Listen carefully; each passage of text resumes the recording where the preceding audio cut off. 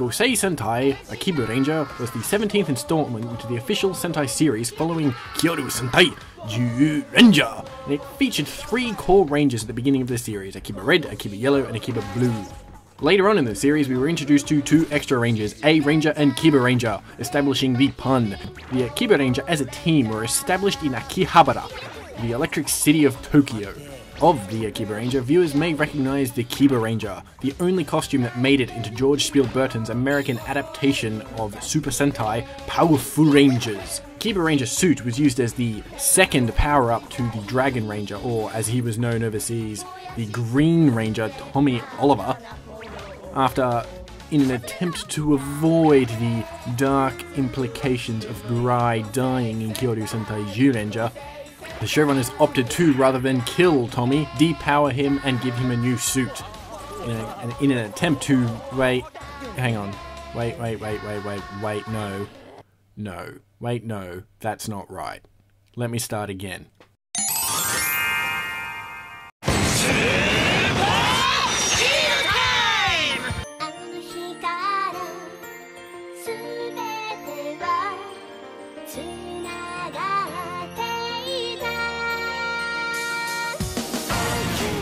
AkibaRanger Season 2, not Season 2, you see, it's a very clever sort of deconstruction or pun, if you will, on the word 2, in that 2 is sort of merged with the word, the Japanese word su, and instead sort of at the same time, it basically means pain. Season 2 is the impossible show. If you've watched AkibaRanger in the space between this episode and my last episode of Superhero Time, you'll sort of understand why Season 2 of AkibaRanger is the impossible show.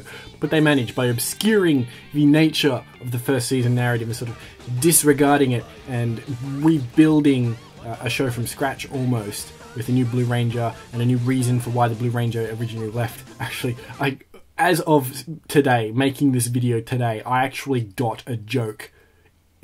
Like, seriously, I got the joke with Akiba Blue.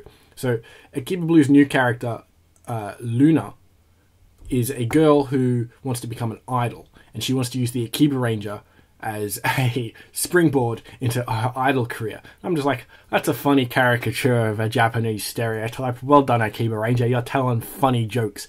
And then I accidentally did some research on the actress who played the first Akiba Blue.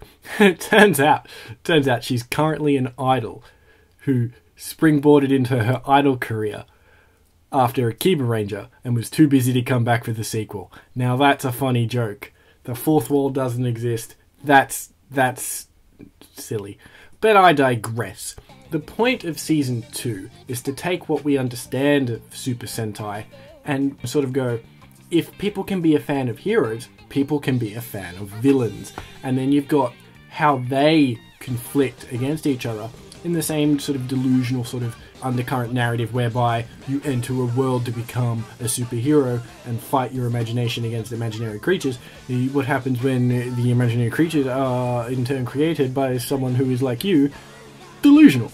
And that's basically the point of AkibaRanger Season 2, in that delusions go both ways, good and bad, have a combat, and basically the whole conceit of Season 2 is that Sentai is at risk, first, of being replaced by villains, so the show becomes focused on the villains rather than the heroes, or even completely removed altogether, whereby what is happening in the delusion world is actually leaking into the real world and changing reality. Basically, not to spoil too much, but by the end of the show, the big bad, the big kaijin, as it is threatening to not destroy anything. Akihabara is going to be fine, the people are going to be fine, but Super Sentai might lose its time slot. And that, my friend, is something that we cannot let happen, even if it is only in a show designed to sell toys to people like me.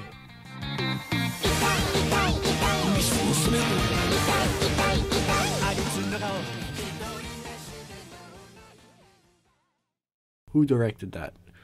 Do do do do do do do do do do do do do do do do.